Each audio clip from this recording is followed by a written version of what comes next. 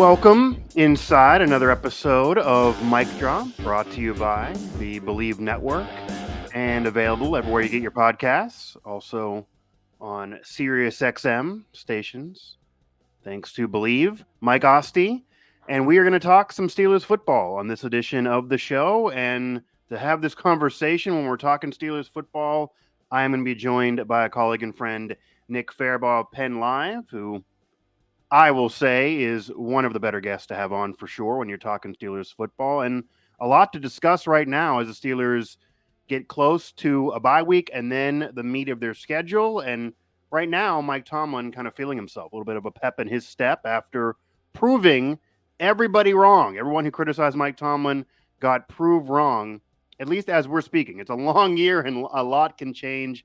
And my guest certainly knows that. So we will now welcome on Nick Farabaugh of Penn Live. Nick, how you been, man? How you doing? I see that you have the bun back. Is that the hairstyle you're rocking with I right now do, for I the video do, I do, I listeners? do, I do. Okay, Yes, that's quintessential Nick Farabaugh. So how are you, man? I've been doing well, man. I've been doing well. Everything's going well.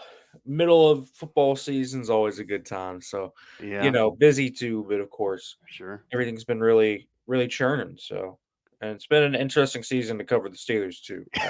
So Yeah, that's also helped. yeah. I mean, almost every season has their intricacies to make it really interesting. Some more than others, but yeah, this has definitely been an interesting season.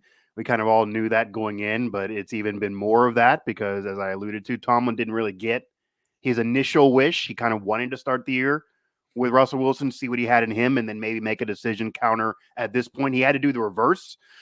so so that caused an interesting thing with media, and we are here now as the leaves are turning and the weather's getting colder after a warmer week, and it really feels like the heartbeat of football season, where Tomlin is able to, as we speak, feel like he is winning in his war with the media or anybody else nationally or locally.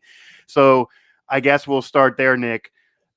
Tomlin made the decision to go to Russell Wilson despite the team being 4-2. That's the veteran quarterback he wanted to start at the beginning of the year. But Justin Fields was leading this team to wins, not lighting the world on fire. Had guests on basically saying that Justin Fields was going to have to, quote, light it up, several said, in order to have them not go to Russell Wilson at some point. It did happen. And then Russell Wilson went in there, a bumpy ride early on, but ended up throwing for the most yards for any Steelers quarterback in a debut ever, which is insane. And did enough certainly to get a W there. Winnable game coming up, and then a bye, and then you get into, after Washington, that divisional stretch of the schedule. So before we fully get into your thoughts on Russell Wilson, where did you stand going in to that decision? Did you think it made sense to see what he had in Russell Wilson, or did you want to stay the course with Justin Fields at that point when you're 4-2? I was pretty indifferent to it. Okay. I thought Justin had done well. I thought he had shown good things, but I thought his last two games were undoubtedly his two worst. So Okay. I also don't necessarily blame Mike Tomlin for kind of seeing what's in the box. Yeah. Like it's like the Steelers this year, in terms of what they are doing, are probably not going to have super different offensive performances from those two guys. Like I just think they're pretty similar on the plane of quarterback level. Like Okay. That's if fair. Russ is the 20th best quarterback, Justin's the 22nd. Like it's pretty Okay. marginal. Okay. So yeah, I mean, I'm fine with it. I think, if you're trying to win playoff games and Russ brings different things to your offense that accentuates the strengths of your playmakers, like throwing Mhm. moon balls and it helps unlock George, okay, go for it. So yeah, I'm fine with the decision. It's bold to do it at 4-2, but I think you also have to acknowledge, in the last three games Justin had played, he had six turnover worthy plays. He was Yeah. taking more bad sacks. So a lot of the bad habits that had been popping up in Chicago were popping back up here. And so you turn to Russ and see what happens. I don't think it was a bad move by anything. I think Justin played well. I don't think he played bad. I think he did fine. He did what he needed to do. But I don't blame Tomlin for turning to Russ. I don't think it was some huge decision. I know everybody talked about it as if it was like just a massive game changing, game shifting Yeah. decision because it's the quarterback position. I get it, but again, for the reasons I outlined, I thought it was. I was fine with it. But I'm not, pounding either side, being like, yes, Justin needs to play. Yes, Russ needs to play. I'm just like, I think they're going to get pretty similar results out of both these guys. Yeah. With the Russ, we saw this week. I kind of get that, and I kind of fell there too, although that's not the sexy comment. That's not the sexy take that everyone wanted to throw out there. And I do also think, and we both know Tomlin well, I think it may have boiled down to exactly what you said and others have kind of said, and even Tomlin said, even though he's not always honest in pressers. I think this part was a little honest, that he just wanted to see what he had. Before he's able to definitively say who's the better quarterback for my team to win, he can't say that without seeing Russell Wilson on the field. He can't say Russell Wilson's not the better option just off of what he did in Denver a year ago or 2 years ago or Seattle, 5, 6, a decade ago. He needed to see what Russell Wilson can do in this new mindset, new offense, new players around him, new system with this team. And until he can see that on the field, and he wasn't able to earlier because of injury, it would be hard to truly have the debate in eernest. I Right. I think think so. that was Now you the kind of logic. can. Right. I think that's the logic, right? Is at least see what the offense looks like with Russ. Because listen, they're pretty similar players in some respects, but Russ also has the deep ball and is a veteran. Can you Right. operate a little cleaner? Does the deep ball unlock maybe something you didn't have with Justin? There are different things that Russ does that can maybe unlock something that you don't have with Justin. Meanwhile, obviously with Justin, you don't have as much dynamic ability in with the legs, right? So Mm-hmm. while we obviously didn't see Russ take off, for 8 times for 50 yards like Justin did, where he extended plays, you did see the deep ball. You saw the passing game take a step forward. So it's not like there's pros and cons to both things. I think both quarterbacks bring you different things. I think both quarterbacks help in certain areas.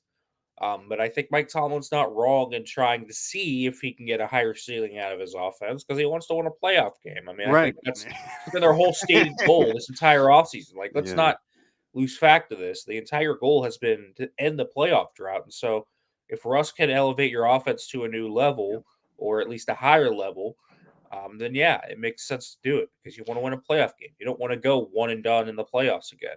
Right.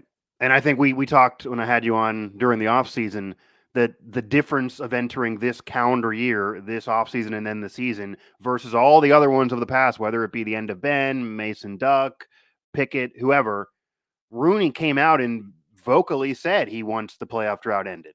He hadn't said those words literally speaking in prior off seasons. It's very clear, and they're not knee jerk. They're not going to be a knee jerk franchise, but it's very clear that they are aware the playoff drought has gone on too long, and they need it ended.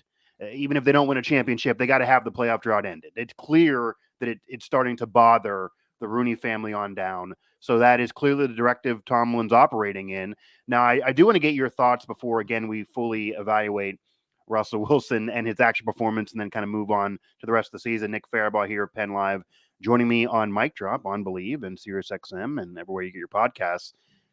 Do you buy into also, which I don't think has been discussed enough, because people have talked nationally, and they still are, national media are still talking about how gutsy of a decision it was for Tomlin to make that call because it was a QB and you're 4-2 and you are winning, even though maybe not 100% just off of the QB when Fields was in there. But the other end of it is, even with the Rooney family being frustrated, we also both know that Tomlin has the ultimate job security. They're not going to let him go. There's even now an extension there. If he's no longer the Steelers coach, it's because they mutually had a conversation at some point that he wants to take a break, he wants to walk away, he wants to be done, whatever the case may be. Even if they ever would want that, they would let him walk away. There's never going to be a firing of Mike Tomlin for what he's meant to that franchise.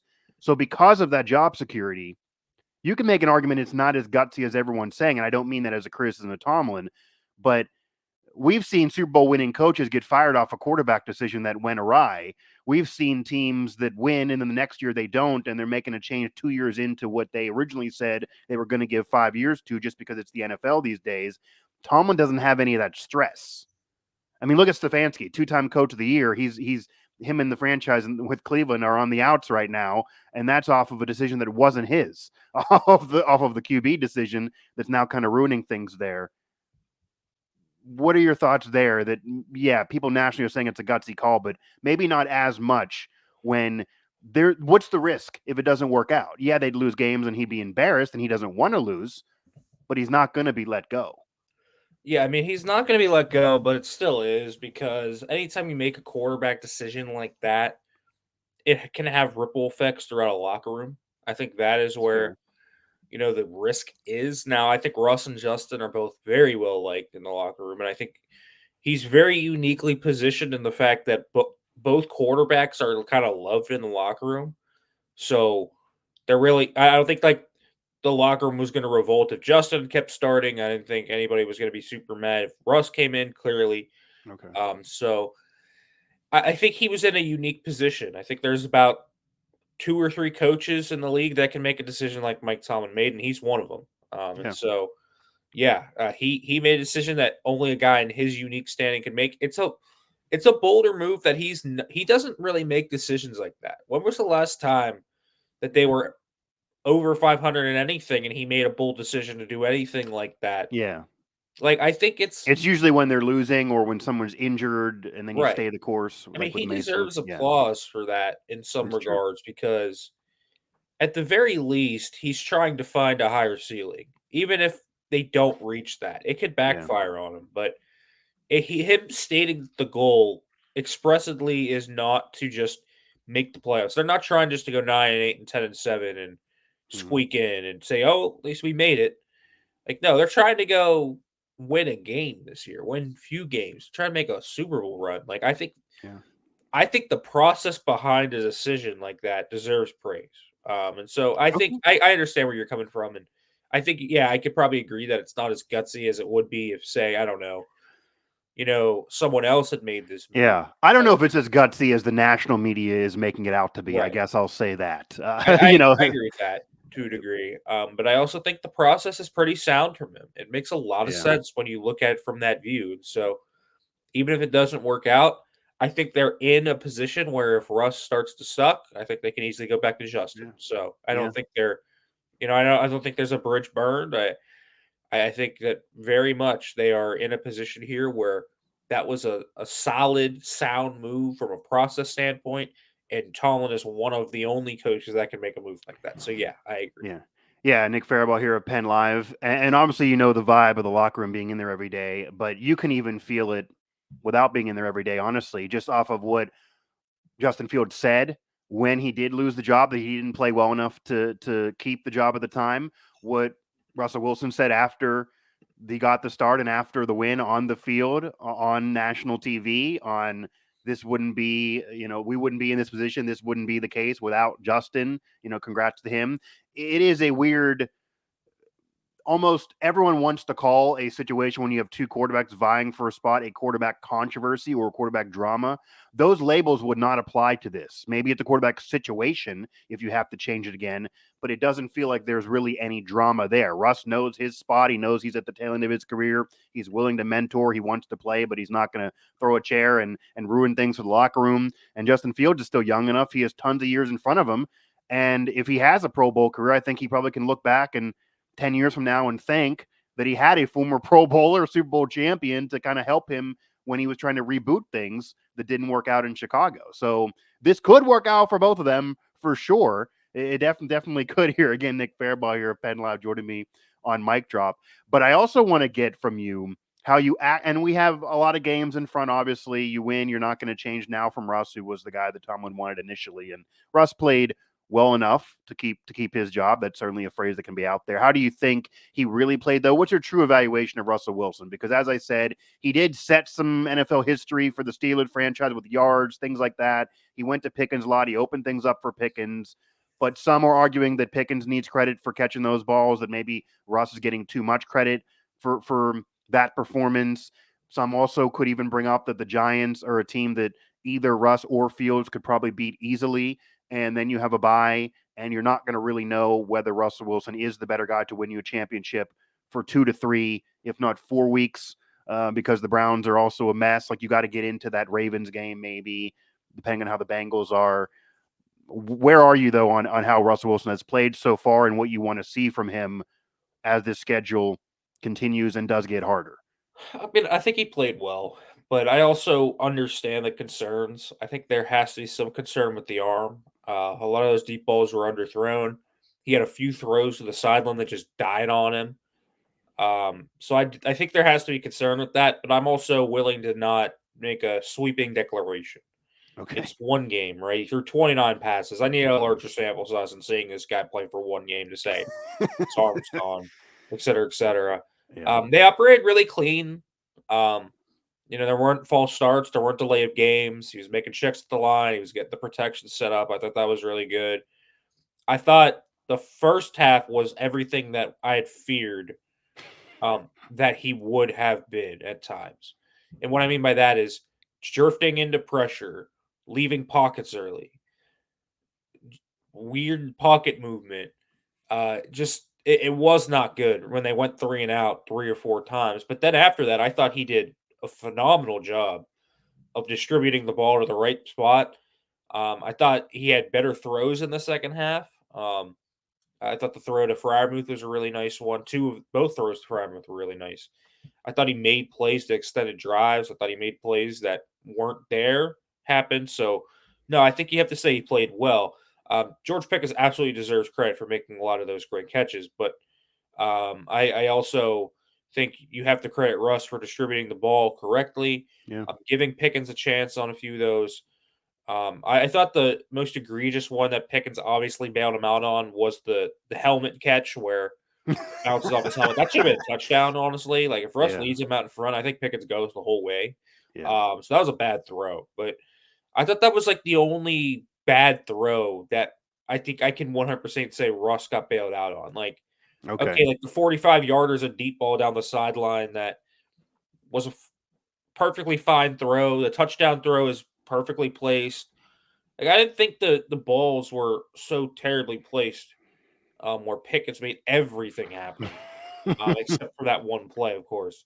And so yeah, I think Russ did a fine job. I think there's encouraging things to come out of that. I thought there were still bad things in that first half, but I thought in the second half he looked awesome. And you could chalk that first half up to rust, right? You can chalk it up to was he feeling You things got to out, give him that a little bit. Yeah, he right? didn't. You're right. Yeah. He looked dancing in the pocket, like his footwork was just going everywhere. He was going Yeah. crazy. It didn't look like he was comfortable, and you wonder how much that is being in the live pocket for the first time and so long. Yeah.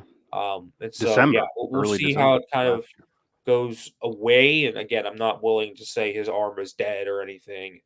He's still working through the calf, getting confidence back and driving through because it's on the plant leg, so year. he's not getting full power through it. That's something I think that is something to look at too. So yeah, we'll see where Russ goes from here. I'm looking forward to it. I think this Giants team is going to be a good matchup for him because they have a really good front with Dexter Lawrence and Brian Burns. So let's see how he does in the pocket, and we'll go from there. But I think there were encouraging things. I think anyone that says it is not, it is all George, it is all the weapons, Yeah, it's not and fair. Russ doesn't at least deserve some credit is being a little disingenuous. I do. Yeah, and I think the reason why too, everyone knows how talented George Pickens is, and even Fryermuth, and those are the two guys that you need to unlock. Those are right now. There's not a true number two receiver. It's really George and Fryermuth. You need those guys happy. You need those guys involved. You need those guys unlocked and at their potential. And you could certainly argue that the quarterback situation, even with Fields when they were winning, or even certainly going to last year, that you weren't getting the full-on unlocking of George Pickens and Fryermuth, and maybe a veteran Russell Wilson, even if he's not nearly what he was when he was a perennial Pro Bowler with Seattle, is able to unlock that more than Fields, Mason Rudolph, Mitch Trubisky, or Kenny Pickett did. Maybe that's just the case. Maybe he's just able to unlock the weapons more than the others could.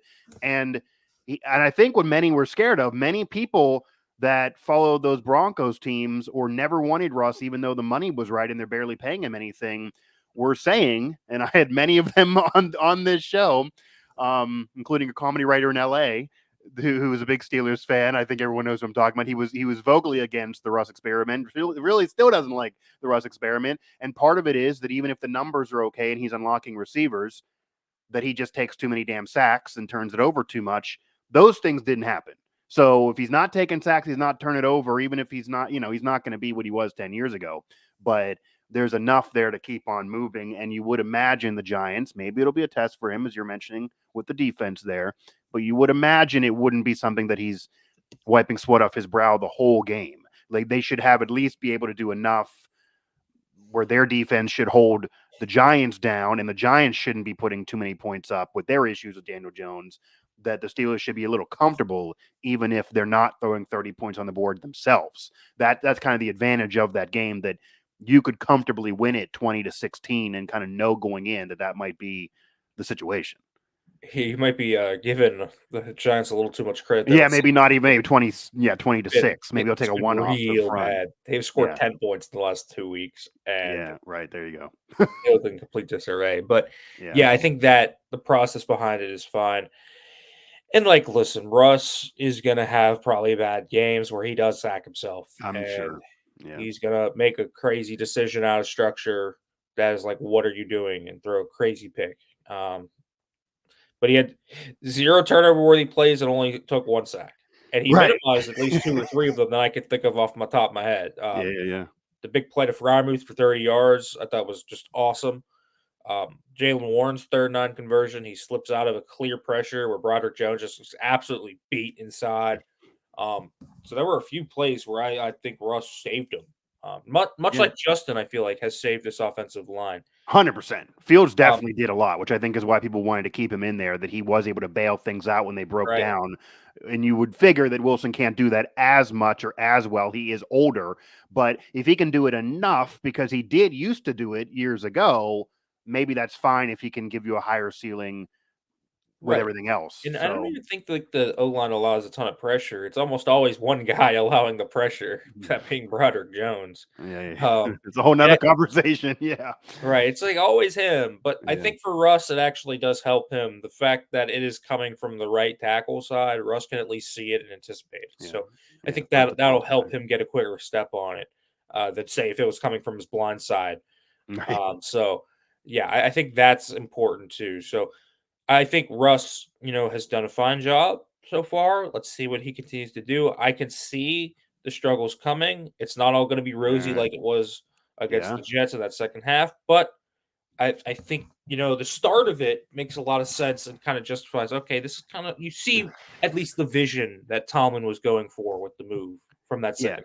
And it does feel like, because I don't think anyone is right now comfortable in definitively saying the Steelers are going to win the Super Bowl, but it does right now feel like that if you are Mike Tomlin and you are in a mentality of you got to break the playoff drought, you do want to try to make a Super Bowl run. It is a wide open conference, certainly a wide open division. Whether it's pretty or not, maybe you can, surprise some people and make a run.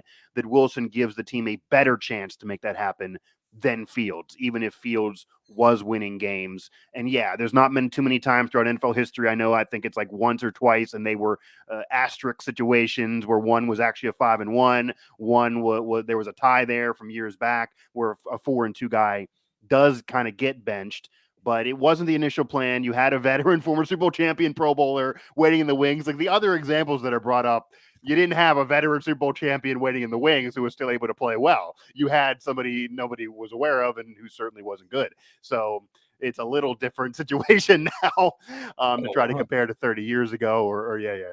But I do want to kind of ask you before I fully get to the schedule and then let you go. We didn't see anything from Fields at all. Many thought, okay, it's Wilson's show right now. Tomlin got to see what he gets from Wilson. That makes all kinds of sense. Obviously, you're going to stay the course now. I think we both agree that Wilson right now looks like the better QB to actually win in the playoffs. Who knows? And I'm sure Tomlin's comfortable flipping back if Wilson has a couple bad games because he'll face AFC North football that Tomlin's aware of. But do you expect packages for Fields? Do you expect Fields to be involved more, or do you think that as long as Wilson's winning games and kind of doing at minimum what he was in his first start, that Wilson or that Fields may hold a clipboard and they just kind of dangle that out there to worry teams during the week? I think it's going to come eventually. I don't think they needed it against the New York Jets. I think Sure. that's what happened there. I also think Russ having missed that much time needed a full game to kind of get a rhythm under him, right? Like Russ is a rhythm-based quarterback. He needs to knock the rust off. you're kind of doing it backwards if you're taking him out for 4 plays and disrupting that rhythm. Yeah. Like in the second half, was there any reason to pull Russ out of the game? No. I think they're going to save it for one of these games where they face a team where they're going to need the wrinkle, like the Ravens game, the Okay. first game that they play, Okay. something like that. So the Justin package is 100% a thing. It's going to be a thing. He's going Okay. to come out one of these times, and they're going to dangle it over everyone's head, and everyone's going to, game plan for it. And some teams Right. aren't going to see it, but they're gonna run it once. So yeah, no, it's going to be a thing.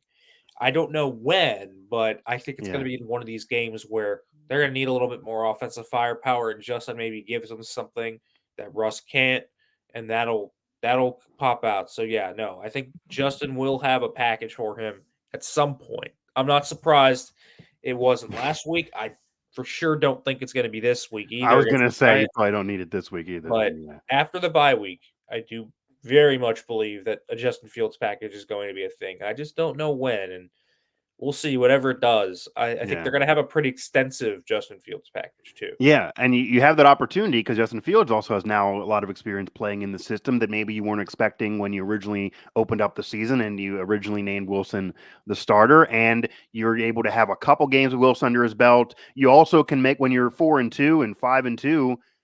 I'm not saying you want to punt games, but if you were 2-5, it'd be harder to experiment. I mean, you probably would then be benching because you're not playing well, but you'd be harder to your back could be against the wall where your back is not against the wall now.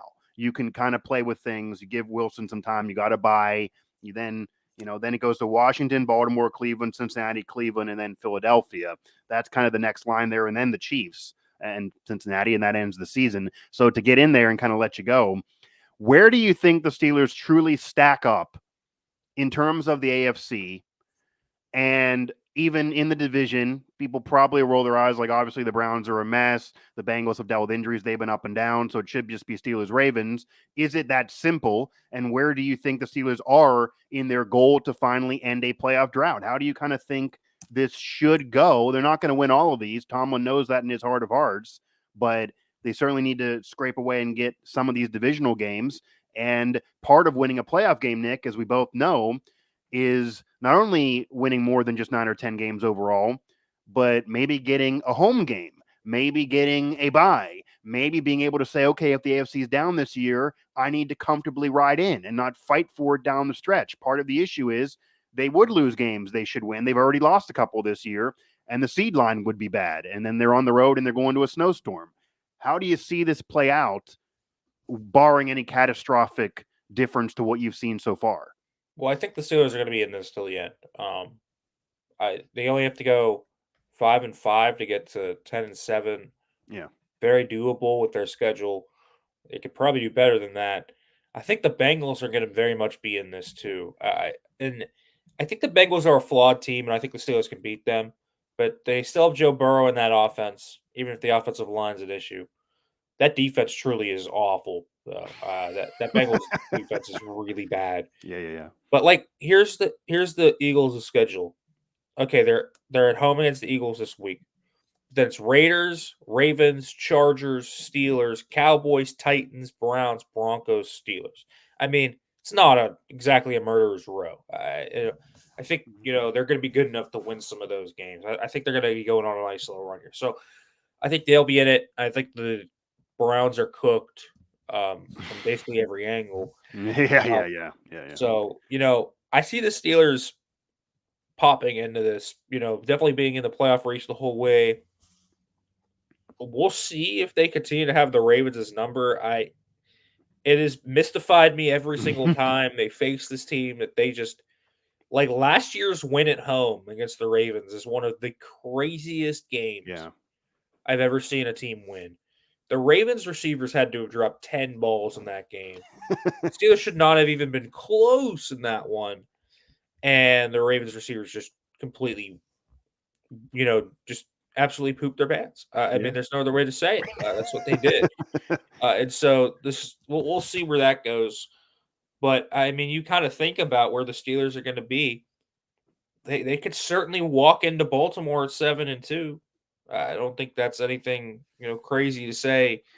The Commanders are going to be a tough game, but it's definitely a winnable game for Yeah, them. yeah, yeah. It's tougher than people may have So thought entering the season, though. right, they're 7-2. Yeah. At home against Baltimore. I think that's going to be a huge game. And again, with the Steelers' success against Baltimore, like we have seen that before, win that Yeah. game. So we'll see. So I expect them to be in this. I don't necessarily expect them to win the North. I think the Ravens are probably going to end up winning the AFC Okay. North. Um, the Ravens' schedule isn't too crazy either. It's harder than what I just said with the Bengals, but Yeah. You would figure, though, because they've been vulnerable so far this year, even though they've looked really good as well, that if the Steelers keep having their number and win the head-to-head, certainly if they sweep that series, that should maybe put Pittsburgh in the driver's seat to win the division, even it if could. maybe they're not as fine-tuned for the playoff run, just off of schedule here. Right. Yeah, it But could. I mean, you so never yeah. know. Yeah. So here's the schedule for the Ravens. It's Browns, Broncos, Bengals, Steelers, Chargers, Eagles, Giants, Steelers, Texans, Browns. So they're all So winnable too. Mostly for the most part for them. right, the Yeah. Steelers definitely have the hardest of the three schedules Yeah. because they face the Chiefs in there, the Commanders in Yeah. there, all of them face the Eagles. But and then the Steelers have every single division game in that, which is just insane to me. All 6 division games in the last half of the season. Um, Yeah, yeah, I that think was rough. Yeah. it's going to actually end up working out for the Steelers to have those divisional games this late because they're going to have all their kind of kinks figured out and kind of walk in there Mhm. with everything figured out. So yeah, I mean they can definitely make a run at the North. I don't think they will win it. I think that's going to be the Ravens' take, but I certainly think the Steelers are going to be a wild card team and get a trip wherever. I Yeah. don't know. Maybe they have a dance with Baltimore. Then that wouldn't be that surprising if they went in Yeah. the wild card round to Baltimore. Or I guess you can have a dance with Josh Allen again. But Yeah. Yeah. Yeah. Steelers, I think if they can face a team like I think the Texans are a vulnerable team this year. While they're five and Okay. two, they're a vulnerable 5-2. So the Ravens and the Steelers are always a game that the Steelers can win no matter what. Like the Steelers are going to be a team this year that are going to be a little scrappier, I think. Even the Chiefs is, I mean, obviously they're a dynasty. When you have Mahomes, you can win, and you just add another receiver. They just had Hopkins. Like they should be better. They haven't lost. I get all that. People are scared of the name Chiefs, but they've shown being vulnerable. Mahomes' numbers, he's not having a normal MVP year that you normally would expect from him, no matter where people want to write him in their list of MVP candidates just because they're winning. So they might be more beatable than other years, depending on how this offense rolls now with another wide receiver there. That maybe will change things. But, and I'm sure Mike Tomlin's going to also say in his coaches' meetings that while it sucks to have such a hard stretch at the end of the year and all those divisional games there because you know you're not going to win all of them, he definitely can argue that whatever we do this year is fully on us because the entire path is in front of the Steelers. If they win those divisional games, they're straight. If they lose those divisional games, they're not, and they might still get a wild card. But like they have the Chiefs in there. If they win the divisional, I mean, Nick, if they sweep the Ravens and then they're going ahead and beat the Chiefs, they absolutely are looking at a chance at a 1 seed, figuring the KC loses a game or two. So they have it all in front of them. That doesn't mean it's easy, and it certainly means they could lose the Ravens games and then lose the Chiefs, and then that's at least 3 losses, and then split the Bengals, and you're at 4. I mean, it could crater out like that, but they have had a hot enough start that they should at least be a wild card team, and obviously they want more, which is what the fan base wants too. And I think another 10-win season and doing what I just said would anger the fan base and leave you in kind of the same offseason you just had. But it appears they should be better than that based on what we've seen. So They need another we will receiver, see. though. They They do. need another I receiver. was going to ask you Yeah, if you that's what they need. They just do not have the firepower to get in a shootout with Josh Allen or Mahomes that's, or yeah, Stroud 100%. or Lamar or whoever yet. Do you They see that need to make happening? sure I mean, Cup, it looks like the Rams now, at least for me, they should stay the course this year. That division is it wide the doesn't hell even have open. to be like it doesn't even have to be a super upgrade like Cooper Right. Cup. Obviously, Cup would be great, but it could be Darius Slayton. It can be Jacoby Myers. It could be Mike Williams. They just need somebody. They need somebody to block. I think that's like I hate this wide receiver blocking, but like that's what they need so bad. Veg Jefferson is basically what Allen Robinson was Yeah. last year, where they're trying to make him a blocking receiver, and he's just not. He's getting thrown around. It's hurting a lot of their runs. A lot of these free runners that are getting to Warren and Harris are just free runners from safeties because the receivers getting beat or missing him. All three of those guys I mentioned can block. All three of them would open Yeah, things up. I think that's kind of what they need right now. They need someone that can really spring the run game because I think a significant part of any playoff win for the Steelers is going to be their run game going and controlling the time of possession to a degree. So 100%. that's going to be a huge part of it. And so yeah, Especially if you're in Buffalo, you're in Baltimore, the weather at that point. Yeah, you got to figure that this is not going to be 30 passes and 4 touchdowns through the air at that point in the season. That's not right.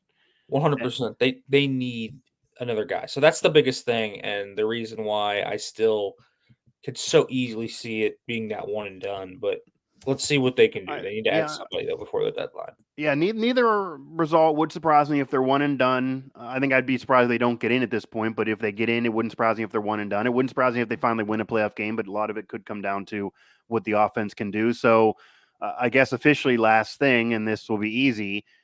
If you can get your prediction hat on here, and I won't necessarily hold you to this with a clip that I'll throw on X later on, but maybe I will. Do you think they do bring in? It doesn't have to be Cup again, because I do again think the Rams should stay the course. They didn't bring in Ayuk, who ends up injured and out for the year. They didn't get the big guys, the big names people always want. But do you see a serviceable enough wide receiver 2 coming in that'll make a difference for the team? I'll phrase it that way. Do you think that occurs? Yes, I do. I 100% think that someone comes in.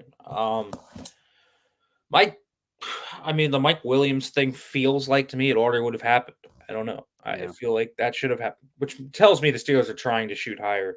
I think Darius Slayton makes a lot of sense, and he would make a difference.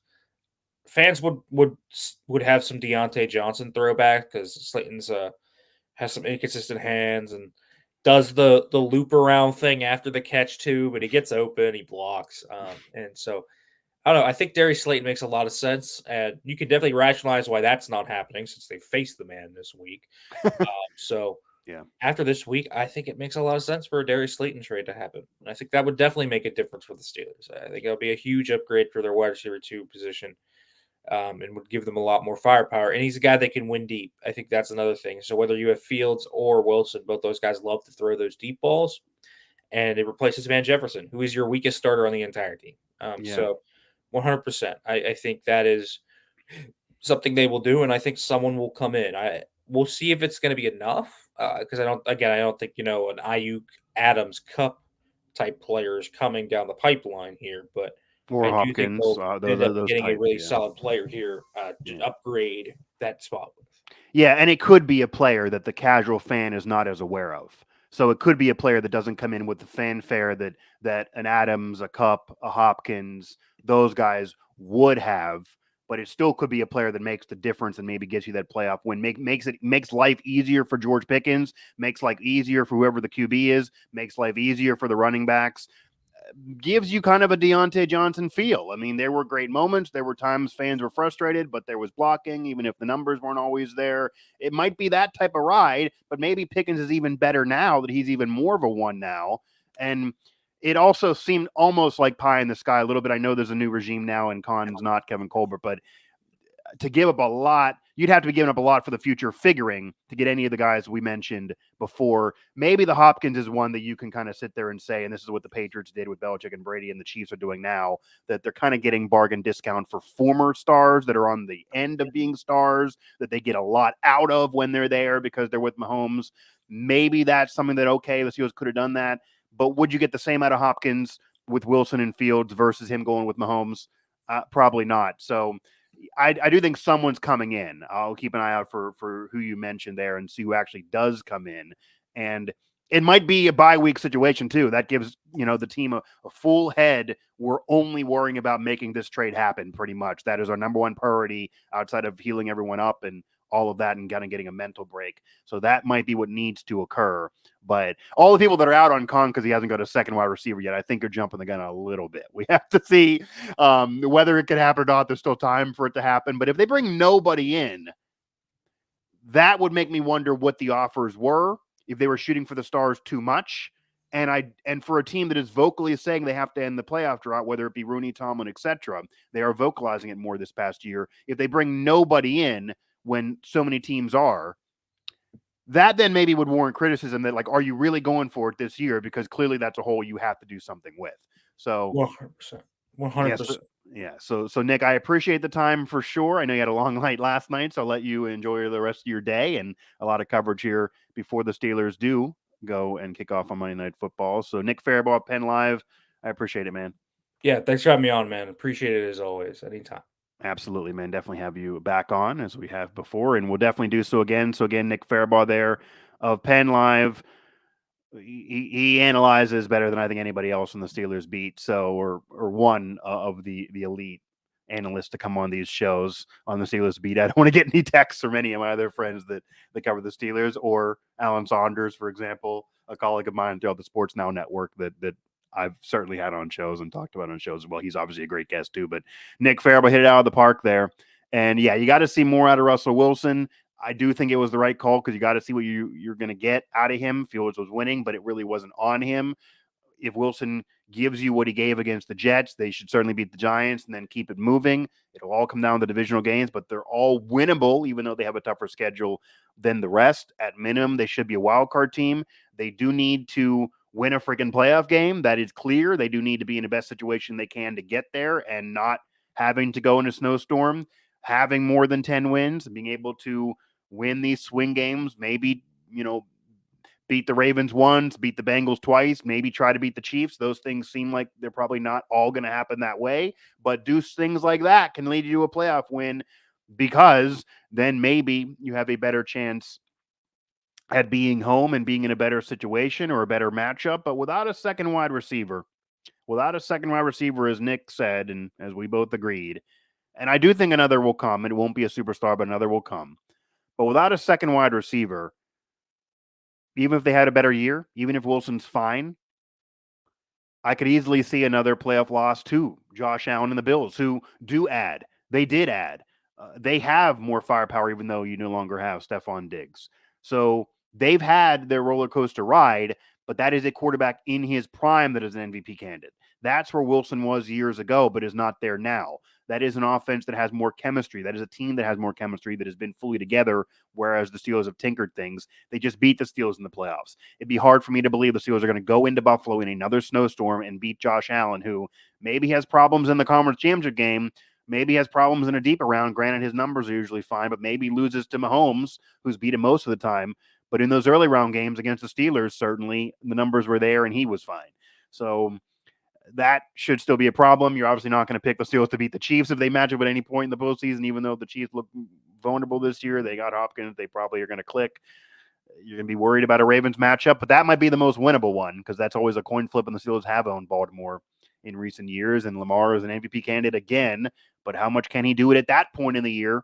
Because that means more on him, a taxing season on him at that point. Sometimes it does break down. We've seen it break down, usually longer in the playoffs, but it can break down, and he gets a little worse at that point, as everybody does. Maybe the Steelers nab him there, and maybe it turns into a sloppy slugfest on the ground defensive game, Steelers-Ravens, and the Steelers can take that. You just don't know, but it does feel like that second wide receiver is needed to unlock a lot. As we said, make life easier on Pickens, make life easier on the QB, make life easier on the running game, and just make life easier. More for the defensive coaches for the opponent to scheme against, and life easier for his teammates on offense and the offensive coaches. And I think Tomlin maybe will sleep better at night as well. So thanks again to Nick Farabaugh of Penn Live, the Steelers beat reporter there covering the Steelers for PennLive.com. This has been another edition of Mike Drop. Make sure to like, subscribe, download this show. Search Mike Drop in the Believe platform and also everywhere you get your podcasts, Apple, Spotify, TuneIn, Google Play, etc.